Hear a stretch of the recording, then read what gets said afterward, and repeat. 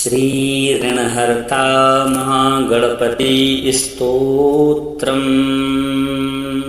प्रिय भक्तों, कई बार जरूरतों को पूरा करने या फिर किसी कारणवश व्यक्ति को कर्ज लेना पड़ जाता है, लेकिन कर्ज लेकर उसे चुकाना काफी मुश्किल है। ऐसे समय में ऋणमोचन श्री महागणपति स्तोत्र काफी लाभकारी सिद्ध हो सकता है। कहा जाता है कि जो भी व्यक्ति ऋणमोचन स्तोत्र का नित्य पाठ करता है या तो फिर इसे श्रवण करता है, उसे 6 मास में कर्ज से छुटकारा मिल जाता है। शास्त्रों के अनुसार नियमित रूप से ऋणमोचन श्री महागणपति स्तोत्र का पाठ करने से कर्ज से मुक्ति मिल जाती है। इसके साथ ही मन की शांति प्राप्ति होती है। इसके साथ ही धन संबंधी हर समस्या से छुटकारा मिल जाता है और सुख समृद्धि की प्राप्ति होती है। तो आइए भगवान श्री गणपति जी के पावन चरणों में स्मरण करते हुए इस पावन स्तोत्र को श्रवण करते हैं। श्री गणेशाय नमः। ऋणमोचन महागणपति स्तोत्रम। स्मरामि देवी देवेशं वक्रतुण्डं महाबलं षडक्षरं कृपासिन्धुं नमामि ऋणमुक्तये एकाक्षरं ह्येकदन्तमेकं ब्रह्म सनातनम् एकमेवाद्वितीयं च नमामि ऋणमुक्तये महागणपतिं देवं महासत्त्वं महाबलं महाविघ्नहरं शम्भो नमामि ऋणमुक्तये कृष्णाम्बरं कृष्णवर्णं कृष्णगन्धानुलेपनं कृष्णसरोपवीतं च नमामि ऋणमुक्तये रक्ताम्बरं रक्तवर्णं रक्तगन्धानुलेपनं रक्तपुष्पप्रियं देवं नमामि ऋणमुक्तये पीताम्बरं पीतवर्णं पीतगन्धानुलेपनं पीतपुष्पप्रियं देवं नमामि ऋणमुक्तये धूम्राम्बरं धूम्रवर्णं धूम्रगन्धानुलेपनं होमधूम्रप्रियं देवं नमामि ऋणमुक्तये भालनेत्रं भालचन्द्रं पाशाङ्कुशधरं विभुं चामरालङ्कृतं देवं नमामि ऋणमुक्तये इदं त्वारणहरं स्तोत्रं सन्ध्यायां या पठेत् नरः सन्मासाभ्यन्तरेणैव ऋणमुक्तो भविष्यति। स्मरामि देवी देवेशं वक्रतुण्डं महाबलं षडक्षरं कृपासिन्धुं नमामि ऋणमुक्तये एकाक्षरं ह्येकदन्तमेकं ब्रह्म सनातनम् एकमेवाद्वितीयं च नमामि ऋणमुक्तये महागणपतिं देवं महासत्त्वं महाबलं महाविघ्नहरं शम्भो नमामि ऋणमुक्तये कृष्णाम्बरं कृष्णवर्णं कृष्णगन्धानुलेपनं कृष्णसरोपवीतं च नमामि ऋणमुक्तये रक्ताम्बरं रक्तवर्णं रक्तगन्धानुलेपनं रक्तपुष्पप्रियं देवं नमामि ऋणमुक्तये पीताम्बरं पीतवर्णं पीतगन्धानुलेपनं पीतपुष्पप्रियं देवं नमामि ऋणमुक्तये धूम्राम्बरं धूम्रवर्णं धूम्रगन्धानुलेपनं होमधूम्रप्रियं देवं नमामि ऋणमुक्तये भालनेत्रं भालचन्द्रं पाशाङ्कुशधरं विभुं चामरालङ्कृतं देवं नमामि ऋणमुक्तये इदं त्वारणहरं स्तोत्रं सन्ध्यायां या पठेत् नरः सन्मासाभ्यन्तरेणैव ऋणमुक्तो भविष्यति। स्मरामि देवी देवेशं वक्रतुण्डं महाबलं षडक्षरं कृपासिन्धुं नमामि ऋणमुक्तये एकाक्षरं ह्येकदन्तमेकं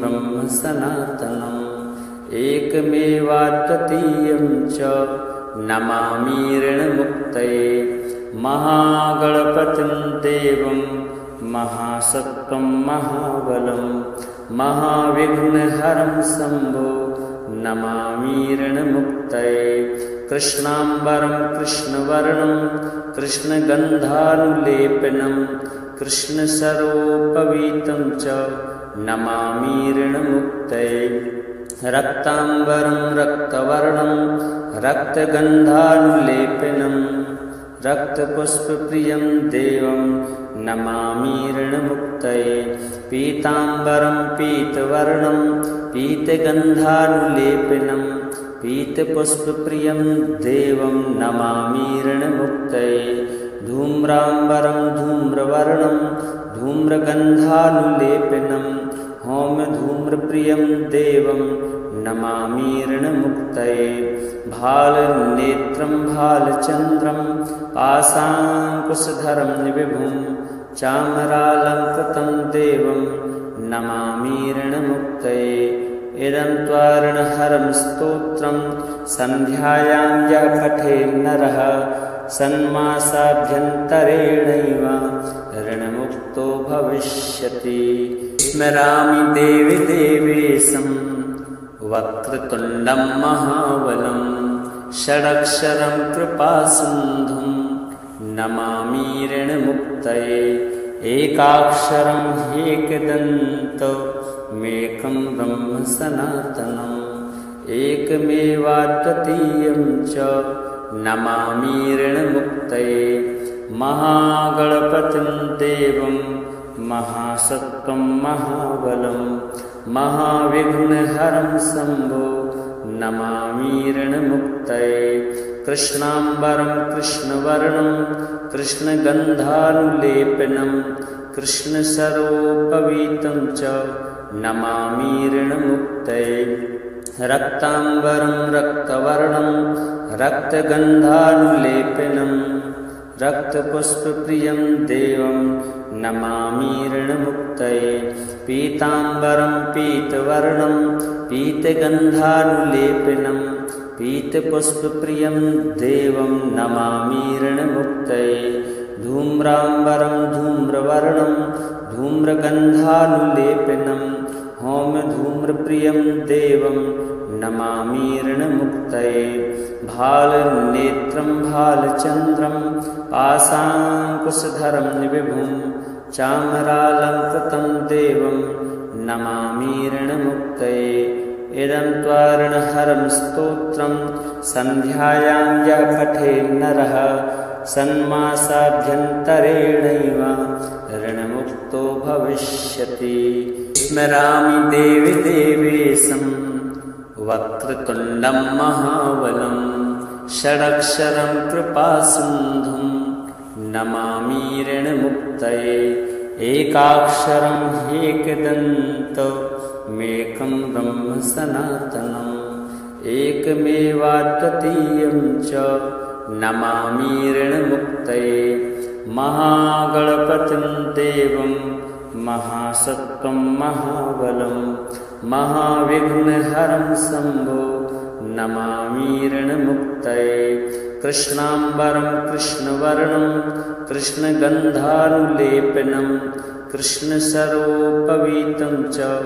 नमामि ऋणमुक्तये रक्ताम्बरं रक्तवर्णं रक्तगन्धानुलेपनं रक्तपुष्पप्रियं देवं नमामि ऋणमुक्तये पीताम्बरं पीतवर्णं पीतगन्धानुलेपनं पीतपुष्पप्रियं देवं नमामि ऋणमुक्तये धूम्राम्बरं धूम्रवर्णं धूम्रगन्धानुलेपनं होमधूम्रप्रियं देवं नमामि ऋणमुक्तये भालनेत्रं भालचन्द्रं पाशाङ्कुशधरं विभुं चामरालङ्कृतं देवं नमामि ऋणमुक्तये इदं त्वार्णहरं स्तोत्रं सन्ध्यायां यः पठेत् नरः षण्मासाभ्यन्तरेणैव ऋणमुक्तो भविष्यति।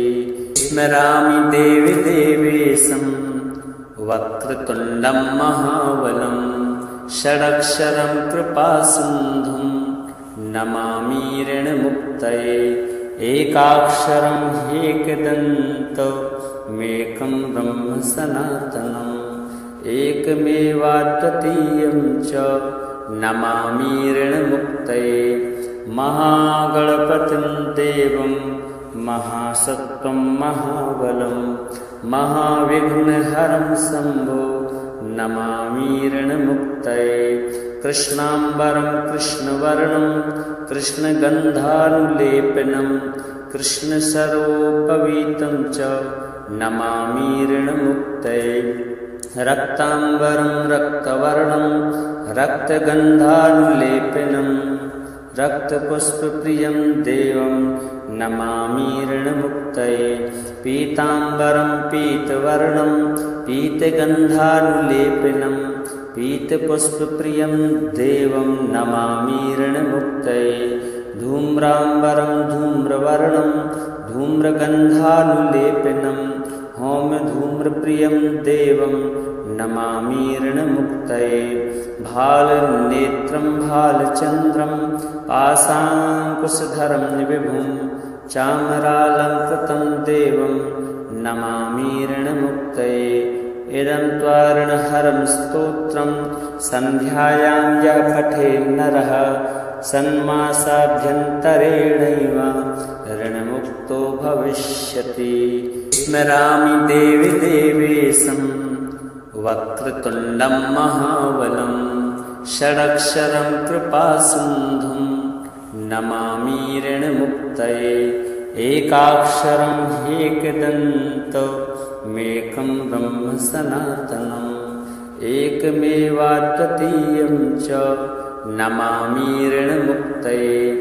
महागणपतिं देवं महासत्त्वं महाबलं महाविघ्नहरं शम्भो नमामि ऋणमुक्तये।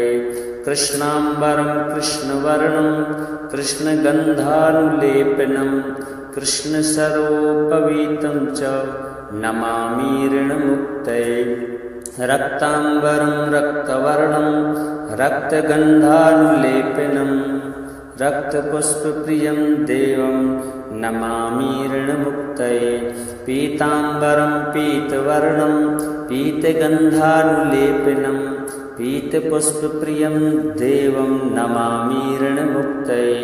धूम्राम्बरं धूम्रवर्णं धूम्रगन्धानुलेपनं होमधूम्रप्रियं देवं नमामि ऋणमुक्तये। भालनेत्रं भालचन्द्रं पाशाङ्कुशधरं विभुं चामरालङ्कृतं देवं नमामि ऋणमुक्तये। इदं त्वार्णहरं स्तोत्रं सन्ध्यायां यः पठेत् नरः षण्मासाभ्यन्तरेणैव ऋणमुक्तो भविष्यति। स्मरामि देवि देवेशं वक्रतुण्डं महाबलं षडक्षरं कृपासिन्धुं नमामि ऋणमुक्तये। एकाक्षरं ह्येकदन्तमेकं ब्रह्म सनातनम् एकमेवाद्वितीयं च नमामि ऋणमुक्तये। महागणपतिं देवं महासत्त्वं महाबलं महाविघ्नहरं शम्भो नमामि ऋणमुक्तये। कृष्णाम्बरं कृष्णवर्णं कृष्णगन्धानुलेपनं कृष्णसरोपवीतं च नमामि ऋणमुक्तये। रक्ताम्बरं रक्तवर्णं रक्तगन्धानुलेपनं रक्तपुष्पप्रियं देवं नमामि ऋणमुक्तये। पीताम्बरं पीतवर्णं पीतगन्धानुलेपनं पीतपुष्पप्रियं देवं नमामि ऋणमुक्तये।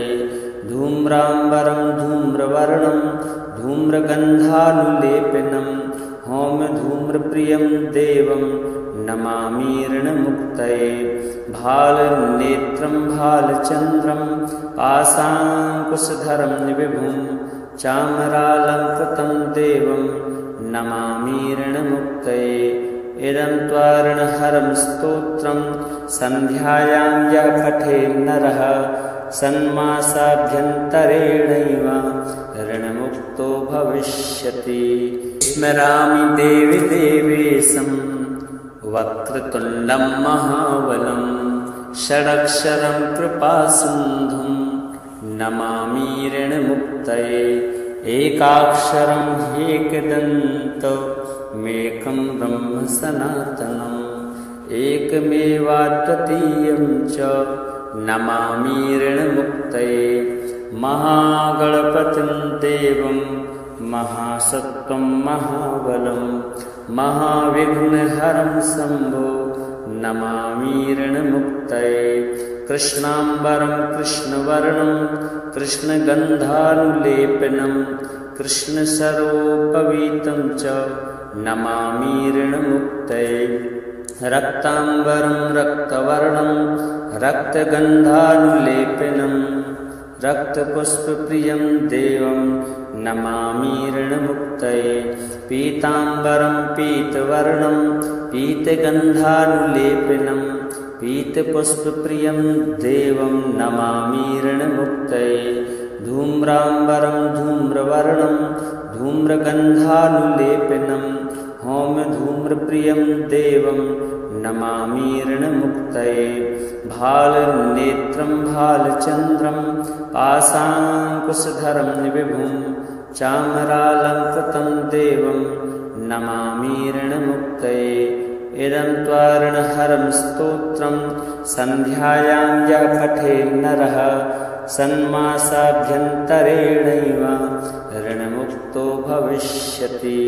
स्मरामि देवि देवेशं वक्रतुण्डं महाबलं षडक्षरं कृपासिन्धुं नमामि ऋणमुक्तये। एकाक्षरं ह्येकदन्तमेकं ब्रह्म सनातनम् एकमेवाद्वितीयं च नमामि ऋणमुक्तये। महागणपतिं देवं महासत्त्वं महाबलं महाविघ्नहरं शम्भो नमामि ऋणमुक्तये।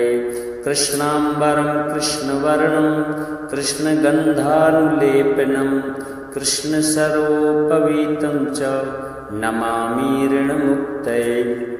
रक्ताम्बरं रक्तवर्णं रक्तगन्धानुलेपनं रक्तपुष्पप्रियं देवं नमामि ऋणमुक्तये।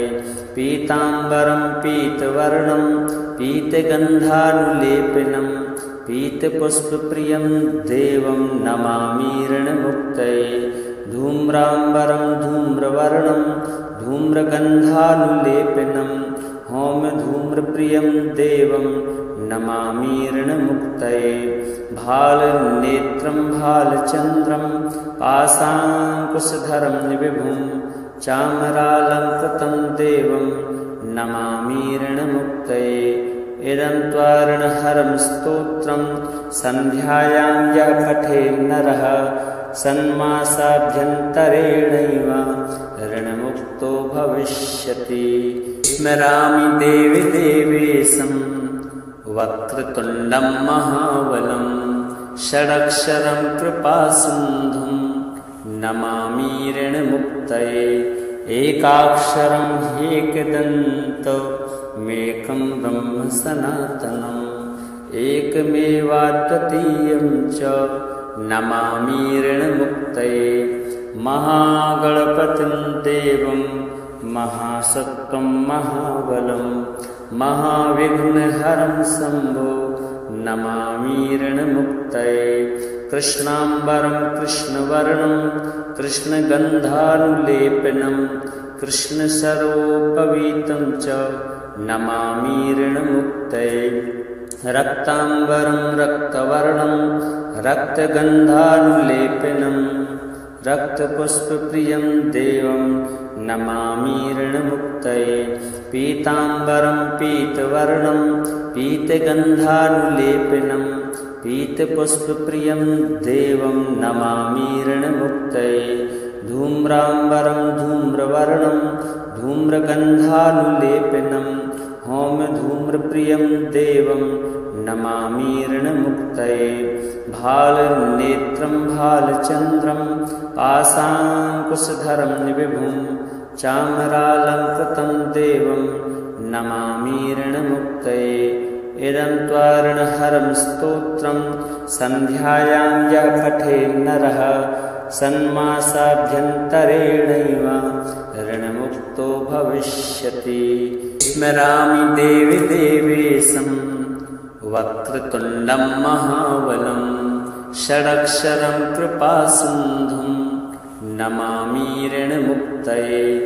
एकाक्षरं ह्येकदन्तमेकं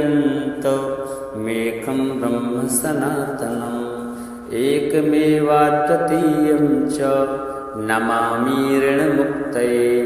महागणपतिं देवं महासत्त्वं महाबलं महाविघ्नहरं शम्भो नमामि ऋणमुक्तये।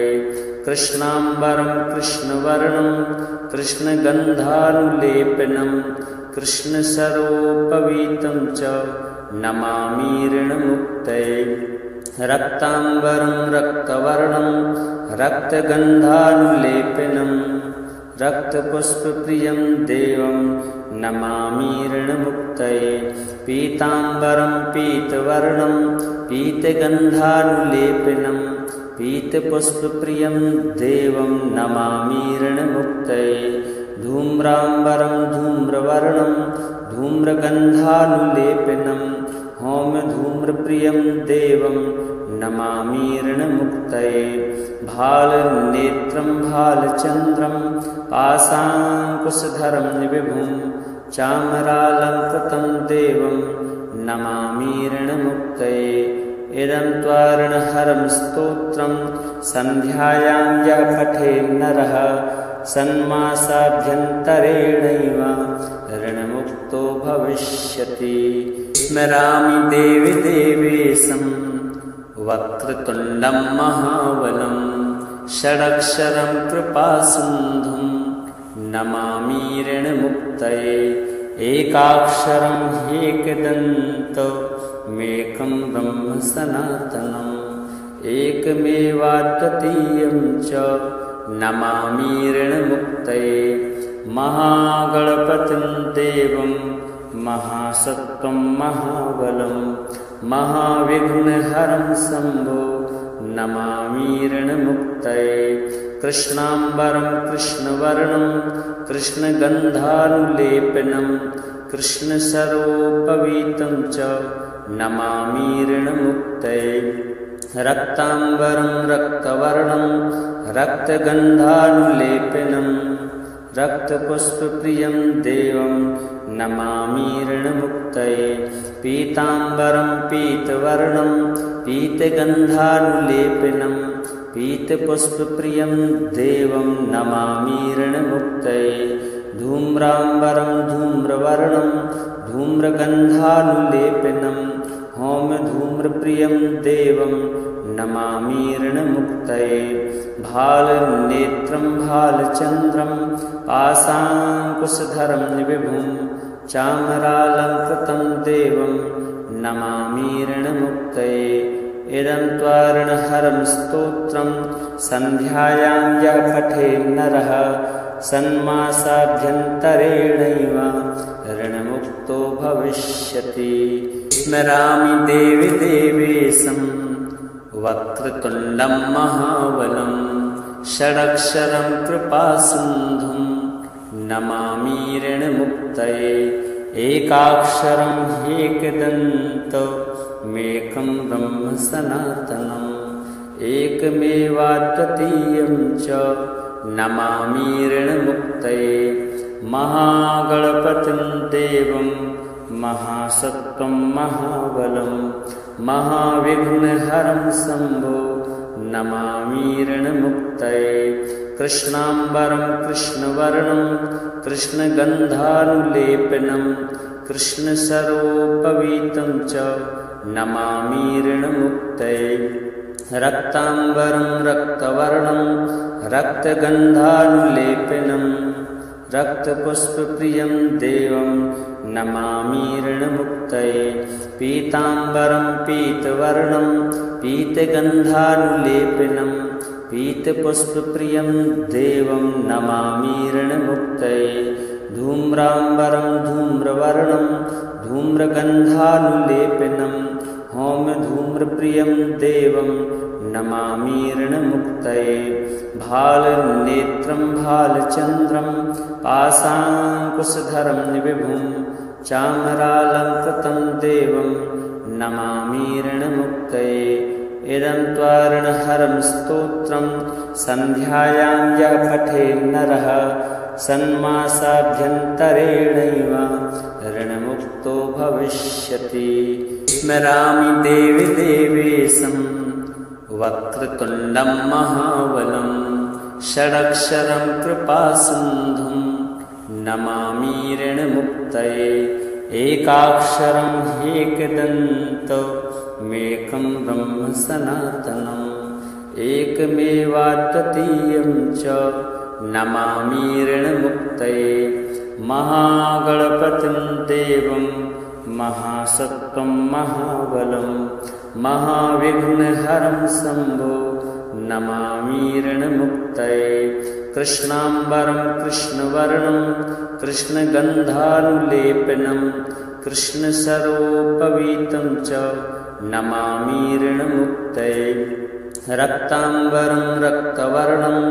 रक्तगन्धानुलेपनं रक्तपुष्पप्रियं देवं नमामि ऋणमुक्तये पीताम्बरं पीतवर्णं पीतगन्धानुलेपनं पीतपुष्पप्रियं देवं नमामि ऋणमुक्तये धूम्राम्बरं धूम्रवर्णं धूम्रगन्धानुलेपनं होमधूम्रप्रियं देवं नमामि ऋणमुक्तये भालनेत्रं भालचन्द्रं पाशाङ्कुशधरं विभुं चामरालङ्कृतं देवं नमामि ऋणमुक्तये इदं त्वारणहरं स्तोत्रं सन्ध्यायां यः पठेत् नरः सन्मासाभ्यन्तरेणैव ऋणमुक्तो भविष्यति स्मरामि देवि देवेशं वक्रतुण्डं महाबलं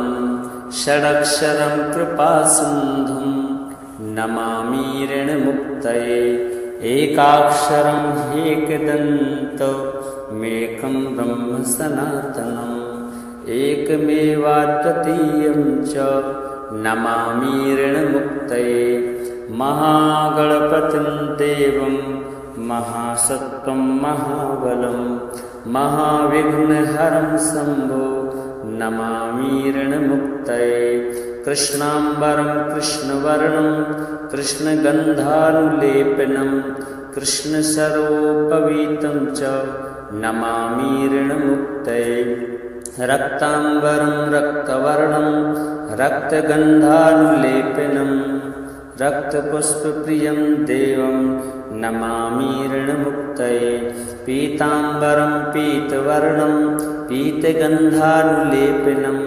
पीतपुष्पप्रियं देवं नमामि ऋणमुक्तये धूम्राम्बरं धूम्रवर्णं धूम्रगन्धानुलेपनं होमधूम्रप्रियं देवं नमामि ऋणमुक्तये भालनेत्रं भालचन्द्रं पाशाङ्कुशधरं विभुं चामरालङ्कृतं देवं नमामि ऋणमुक्तये इदं त्वारणहरं स्तोत्रं सन्ध्यायां यः पठेत् नरः सन्मासाभ्यन्तरेणैव ऋणमुक्तो भविष्यति स्मरामि देवि देवेशं वक्रतुण्डं महाबलं षडक्षरं कृपासिन्धुं नमामि ऋणमुक्तये एकाक्षरं ह्येकदन्तमेकं ब्रह्म सनातनम् एकमेवाद्वितीयं च नमामि ऋणमुक्तये। महागणपतिं देवं महासत्त्वं महाबलं महाविघ्नहरं शम्भो नमामि ऋणमुक्तये। कृष्णाम्बरं कृष्णवर्णं कृष्णगन्धानुलेपनं कृष्णसरोपवीतं च नमामि ऋणमुक्तये।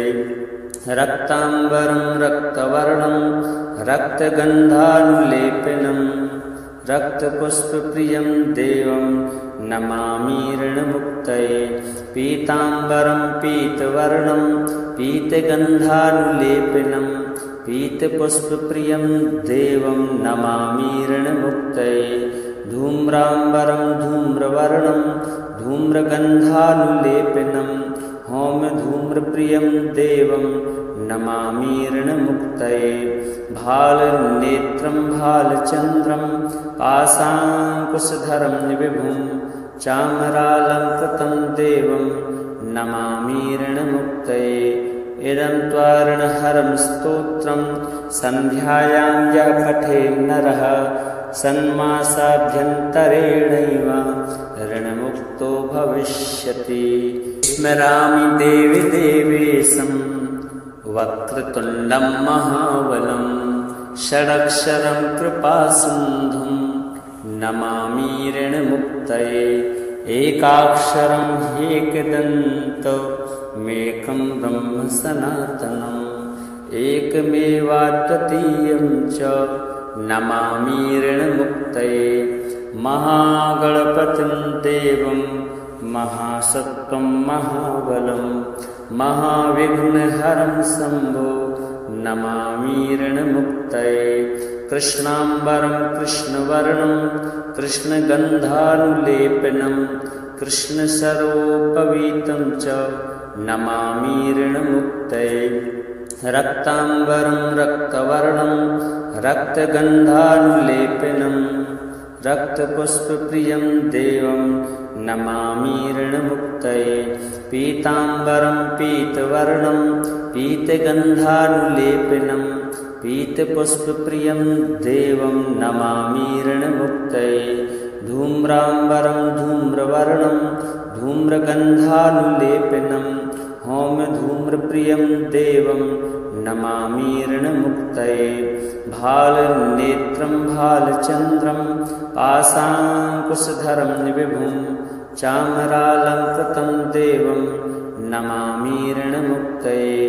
इदं त्वारणहरं स्तोत्रं सन्ध्यायां यः पठेत् नरः षण्मासाभ्यन्तरेणैव ऋणमुक्तो भविष्यति।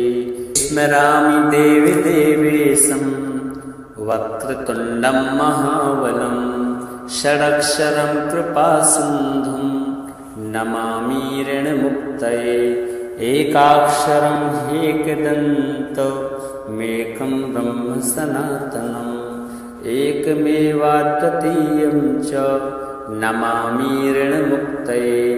महागणपतिं देवं महासत्त्वं महाबलं महाविघ्नहरं शम्भो नमामि ऋणमुक्तये।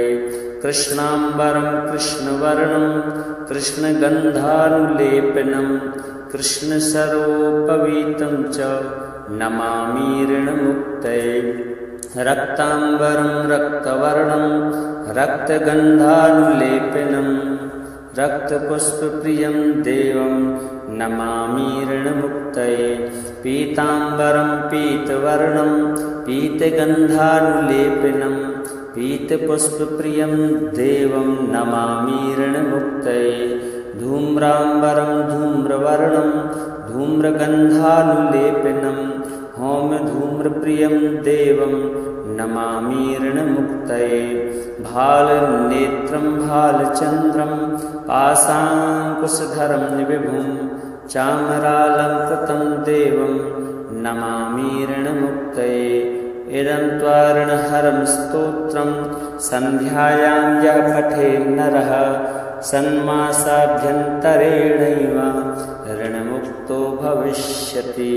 स्मरामि देवि देवेशं वक्रतुण्डं महाबलं षडक्षरं कृपासिन्धुं नमामि ऋणमुक्तये एकाक्षरं ह्येकदन्तमेकं ब्रह्म सनातनम् एकमेवाद्वितीयं च नमामि ऋणमुक्तये महागणपतिं देवं महासत्त्वं महाबलं महाविघ्नहरं शम्भो नमामि ऋणमुक्तये कृष्णाम्बरं कृष्णवर्णं कृष्णगन्धानुलेपनं कृष्णसरोपवीतं च नमामि ऋणमुक्तये रक्ताम्बरं रक्तवर्णं रक्तगन्धानुलेपनं रक्तपुष्पप्रियं देवं नमामि ऋणमुक्तये पीताम्बरं पीतवर्णं पीतगन्धानुलेपनं पीतपुष्पप्रियं देवं नमामि ऋणमुक्तये धूम्राम्बरं धूम्रवर्णं धूम्रगन्धानुलेपनं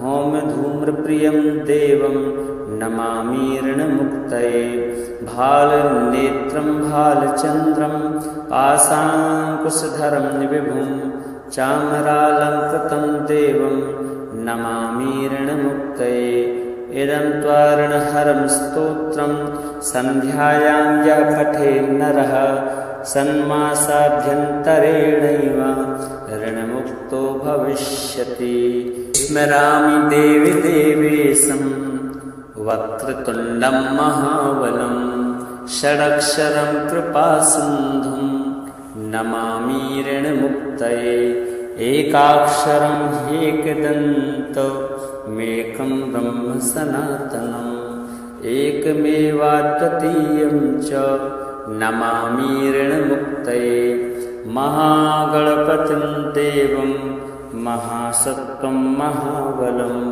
महाविघ्नहरं शम्भो नमामि ऋणमुक्तये कृष्णाम्बरं कृष्णवर्णं कृष्णगन्धानुलेपनं कृष्णसरोपवीतं च नमामि ऋणमुक्तये रक्ताम्बरं रक्तवर्णं रक्तगन्धानुलेपनं रक्तपुष्पप्रियं देवं नमामि ऋणमुक्तये पीताम्बरं पीतवर्णं पीतगन्धानुलेपनं पीतपुष्पप्रियं देवं नमामि ऋणमुक्तये धूम्राम्बरं धूम्रवर्णं धूम्रगन्धानुलेपनं होमधूम्रप्रियं देवं नमामि ऋणमुक्तये भालनेत्रं भालचन्द्रं पाशाङ्कुशधरं विभुं चामरालङ्कृतं देवं नमामि ऋणमुक्तये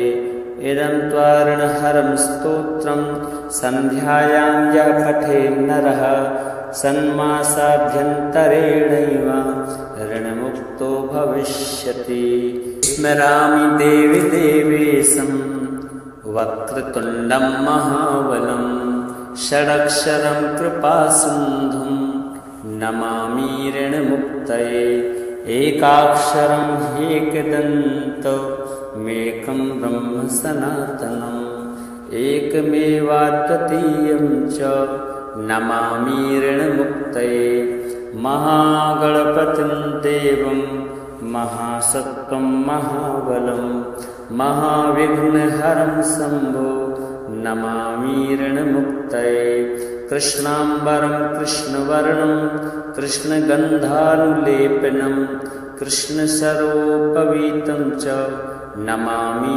ऋणमुक्तये रक्ताम्बरं रक्तवर्णं रक्तगन्धानुलेपनं रक्तपुष्पप्रियं देवं नमामि ऋणमुक्तये पीताम्बरं पीतवर्णं पीतगन्धानुलेपनं पीतपुष्पप्रियं देवं नमामि ऋणमुक्तये धूम्राम्बरं धूम्रवर्णं धूम्रगन्धानुलेपनं होमधूम्रप्रियं देवं नमामि ऋणमुक्तये भालनेत्रं भालचन्द्रं पाशाङ्कुशधरं विभुं चामरालङ्कृतं देवं नमामि ऋणमुक्तये।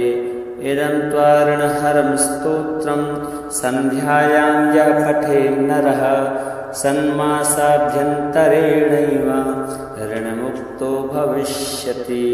स्मरामि देवि देवेशं वक्रतुण्डं महाबलं षडक्षरं कृपासिन्धुं नमामि ऋणमुक्तये। एकाक्षरं ह्येकदन्तमेकं ब्रह्म सनातनम् एकमेवाद्वितीयं च नमामि ऋणमुक्तये। महागणपतिं देवं महासत्त्वं महाबलं महाविघ्नहरं शम्भो नमामि ऋणमुक्तये। कृष्णाम्बरं कृष्णवर्णं कृष्णगन्धानुलेपनं कृष्णसरोपवीतं च नमामि ऋणमुक्तये। रक्ताम्बरं रक्तवर्णं रक्तगन्धानुलेपनं रक्तपुष्पप्रियं देवं नमामि ऋणमुक्तये। पीताम्बरं पीतवर्णं पीतगन्धानुलेपनं पीतपुष्पप्रियं देवं नमामि ऋणमुक्तये। धूम्राम्बरं धूम्रवर्णं धूम्रगन्धानुलेपनं होमधूम्रप्रियं देवं नमामि ऋणमुक्तये। भालनेत्रं भालचन्द्रं पाशाङ्कुशधरं विभुं चामरालङ्कृतं देवं नमामि ऋणमुक्तये। इदं त्वार्णहरं स्तोत्रं सन्ध्यायां यः पठेन्नरः षण्मासाभ्यन्तरेणैव ऋणमुक्तो भविष्यति। स्मरामि देवि देवेशं वक्रतुण्डं महाबलं षडक्षरं कृपासिन्धुं नमामि ऋणमुक्तये। एकाक्षरं ह्येकदन्तमेकं ब्रह्म सनातनम् एकमेवाद्वितीयं च नमामि ऋणमुक्तये।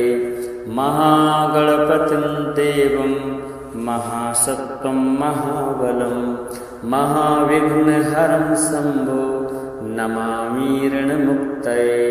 कृष्णाम्बरं कृष्णवर्णं कृष्णगन्धानुलेपनं कृष्णसरोपवीतं च नमामि ऋणमुक्तये। रक्ताम्बरं रक्तवर्णं रक्तगन्धानुलेपनं रक्तपुष्पप्रियं देवं नमामि ऋणमुक्तये। पीताम्बरं पीतवर्णं पीतगन्धानुलेपनं पीतपुष्पप्रियं देवं नमामि ऋणमुक्तये। धूम्राम्बरं धूम्रवर्णं धूम्रगन्धानुलेपनं होमधूम्रप्रियं देवं नमामि ऋणमुक्तये। भालनेत्रं भालचन्द्रं पाशाङ्कुशधरं विभुं चामरालङ्कृतं देवं नमामि ऋणमुक्तये। इदं त्वार्णहरं स्तोत्रं सन्ध्यायां यः पठेन्नरः षण्मासाभ्यन्तरेणैव ऋणमुक्तो भविष्यति।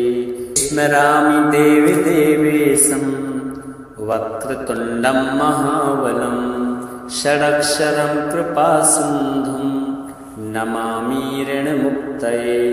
एकाक्षरं ह्येकदन्तमेकं